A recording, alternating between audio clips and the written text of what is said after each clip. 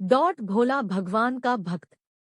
भोला भगवान को माने वाला था। वह जंगल में लकड़ियां काट कर गुजर बसर किया करता था, लेकिन वह गरीब व बहुत था और वह झोपड़ी में वह अकेला ही रहता था। वह सप्ताह में एक बार मंदिर जाया करता था। एक दिन उसने देखा कि भगवान की मूर्ति के सामने बहुत दीपक अथवा अगरबत्ती जल रहे हैं, जिसके कारण हर तरफ धुआं धुआं हो गया था।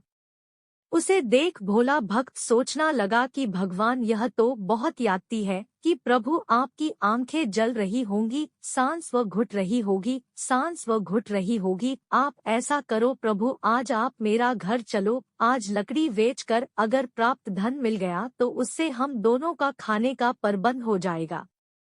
उसके भोलेपन और साफ हृदय को देखकर प्रभु उसके सामने साक्षात प्रकट हो गए और बोले, ठीक, तुम जहकर भोजन बनाओ, जब बन जाए मुझे बुला लेना, मैं यह जाऊंगा। इसके बाद वह खुशी खुशी घर गया। भोले भक्त की परीक्षा। फिर भोला भक्त खुशी खुशी घर गया, भोजन की तैयारी करने लगा। जैसे ही भोजन की तैयारी हो गई, उसी वक्त वह मंदिर की तरफ भगवान को बुलाने के लिए चल पड़ा। थोड़ी दूर है गया था, उसी रास्ते में एक बालक मिला। वह बोला, मुझे बहुत भूख लगी है। फिर क्या भोले भक्त को उस पे दया यह आ गई और वह उसे अपने साथ अपने घर ले गया और बड़े प्रेम से उसने उसे भोजन करवाया। भोजन करवाने के बाद वह फिर से मंदिर की तरफ चल पड़ा। रास्ते में उसे एक बुढ़िया मिल गई और बोली, मैं बहुत दिन से भूखी हूँ, अगर कुछ खाने को मिल जाता तुम्हारा भला हो जाएगा। वह फिर उसे अपने साथ घर ले गया और उसे भोजन खिलवाया और आशीर्वाद प्राप्त किया। अब भोले का घर का राशन खत्म हो गया तो वह लाला की दुकान पर राशन लेने गया। जैसे ही उसने अपना सारा विरत्यंत लाला को बिताया तो वह उस पर हंसने लगा कि भगवान वह कभी कैसे घर खाना खाने आते हैं। भोले भक्त बहुत मजाक उड़ाने के बाद उसने कुछ काम अपने दुकान पे करवाए और उसके बदले राशन उसको भोले को दे दिया। राशन लेने के बाद घर में खाने की तैयारी करने लगा। जैसे ही तैयारी हो गए, वह फिर मंदिर तरफ चल पड़ा। रास्ते में फिर एक बूढ़ा आदमी भूखा पैसा बैठा था। फिर वह तीसरी बार उसको घर ले गया और उसको बहुत प्रेम से भोजन खिलाया।